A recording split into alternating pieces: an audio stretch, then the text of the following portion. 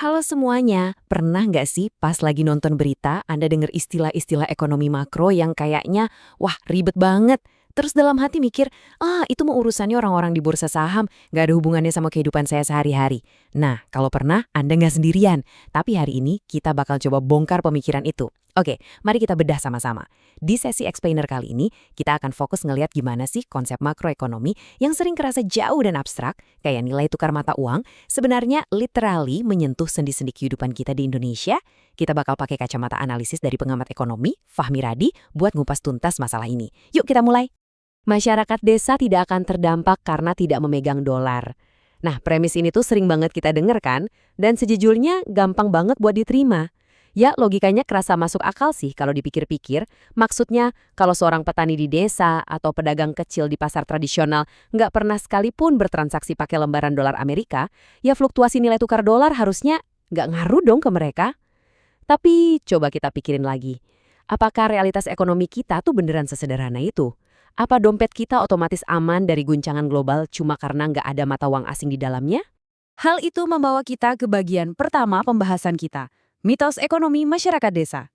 Perbandingan ini dengan sangat brilian nunjukin bedanya pandangan yang terlalu disederhanakan dengan realitas yang sebenarnya. Emang gampang banget mikir kalau nggak ada dolar sama dengan nggak ada dampak.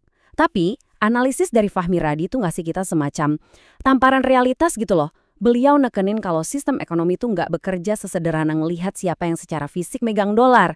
Di sistem ekonomi modern kayak sekarang, nggak ada satupun desa yang benar-benar terisolasi dari pasar global. Semuanya itu saling terhubung erat, kayak jaring raksasa. Walaupun masyarakat nggak transaksi langsung pakai mata uang asing, nafas ekonomi mereka tetap terikat kuat sama naik turunnya nilai tukar rupiah. Kenapa bisa gitu? Ya karena sebagian besar roda ekonomi kita tuh muternya pakai mesin, bahan baku, dan barang-barang yang asalnya dari impor.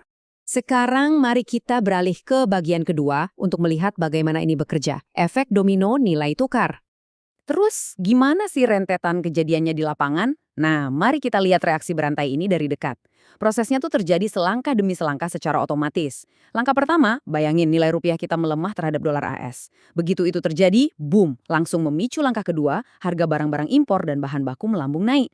Ini udah hukum pasar yang nggak bisa dihindari. Soalnya kita harus ngeluarin lebih banyak rupiah cuma buat dapatin barang dengan nilai dolar yang sama.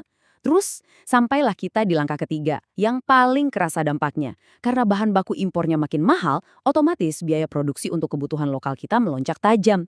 Jadi, ada benang tak kasat mata yang narik langsung dari bursa mata uang global ke pabrik-pabrik dan pasar-pasar tradisional kita. Dan ini mengantarkan kita pada bagian ketiga, dampak nyata akar rumput. Kedelai, pupuk, bahan bakar, dan berbagai kebutuhan produksi umum lainnya. Dengar ya, ini tuh bukan sekedar daftar komoditas di buku teks ekonomi. Ini urat nadi perekonomian kita sehari-hari. Tahu nggak sih, ketersediaan kedelai buat bikin tahu dan tempe yang kita makan tiap hari itu, persentase terbesarnya sangat bergantung sama pasokan impor. Iya beneran, kita nyerap kedelai impor dalam jumlah yang masif banget. Belum lagi soal komponen pupuk tertentu, atau harga bahan bakar global yang pada akhirnya nentuin ongkos transportasi dari Sabang sampai Merauke. Jadi, pas rupiah lagi loyo, harga barang-barang esensial ini otomatis meroket. Konsep makroekonomi yang tadinya abstrak, tiba-tiba jadi sangat nyata dan benar-benar membebani. Nah, yang benar-benar menarik atau lebih tepatnya bikin miris dari situasi ini adalah gimana angka-angka di layar bursa saham itu menjelma jadi pukulan telak buat para pekerja lokal kita.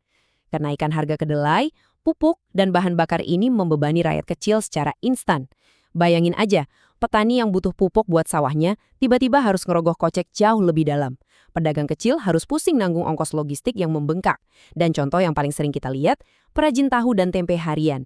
Tukang bikin tempe emang nggak dibayar pakai dolar. Tapi karena bahan utamanya kedelai impor, begitu rupiah anjlok, biaya produksi mereka langsung melambung tak terkendali. Di sisi lain, mereka kan nggak bisa seenaknya naikin harga jual ke ibu-ibu di pasar tradisional kan? Ini loh, wujud nyata gimana fluktuasi mata uang itu merambat turun dan mencekik kehidupan masyarakat sampai ke tingkat yang paling bawah. Setelah paham mekanika dasar tadi, wajar dong kalau kita sampai pada satu pertanyaan besar. Mengapa sih realitas ekonomi ini penting banget buat disadari sama para pemimpin kita? Ya, kita paham, pemimpin nggak bisa setiap detik mengontrol liarnya pergerakan pasar global. Tapi, pertanyaan ini tuh menjembatani jarak antara sekedar paham teori ekonomi dengan tanggung jawab besar dalam komunikasi publik. Mari kita kupas lebih dalam di bagian terakhir, bobot ucapan pejabat publik. Jadi, poin krusialnya adalah merujuk pada kritik dari Fahmi Radi, Para pejabat publik itu harus ekstra hati-hati kalau ngomongin soal ekonomi rakyat. Bikin pernyataan kayak rakyat gak terdampak karena gak megang dolar, itu sebenarnya scratch that. Itu bukan cuma gak akurat secara ekonomi, tapi juga berpotensi bahaya buat masyarakat. Kenapa? Karena kata-kata dari pejabat publik itu bukan sekedar opini pribadi yang bisa sambil lalu diucapin. Pernyataan mereka itu punya bobot. Kata-kata mereka secara aktif ngebentuk narasi dan pemahaman publik tentang kondisi ekonomi yang lagi masyarakat hadapi. Kalau seorang pemimpin terlalu menyederhanakan masalah yang sebenarnya kompleks, dampaknya malah bisa bikin mereka terkesan abai, terkesan gak peka sama realitas keras dan perjuangan hidup para petani atau perajin tempe di lapangan. Sebagai penutup, kita udah lihat gimana ekonomi modern ini nyiket nasib kita erat-erat sama pergerakan nilai tukar. Nggak peduli tangan kita pernah nyentuh lembaran dolar atau enggak. Nah, kalau realitas keseharian kita yang paling dasar sekalipun, nyata-nyata dibentuk sama pergolakan pasar global, coba deh kita renungin. Gimana kata-kata dari para pemimpin kita mempengaruhi pemahaman dan validasi kita atas perjuangan ekonomi kita sendiri? Apakah narasi yang kelewat disederhanakan itu ngebantu masyarakat buat bertahan, atau justru bikin publik makin buta sama tantangan real yang udah ada di depan mata? Pikirin deh soal itu.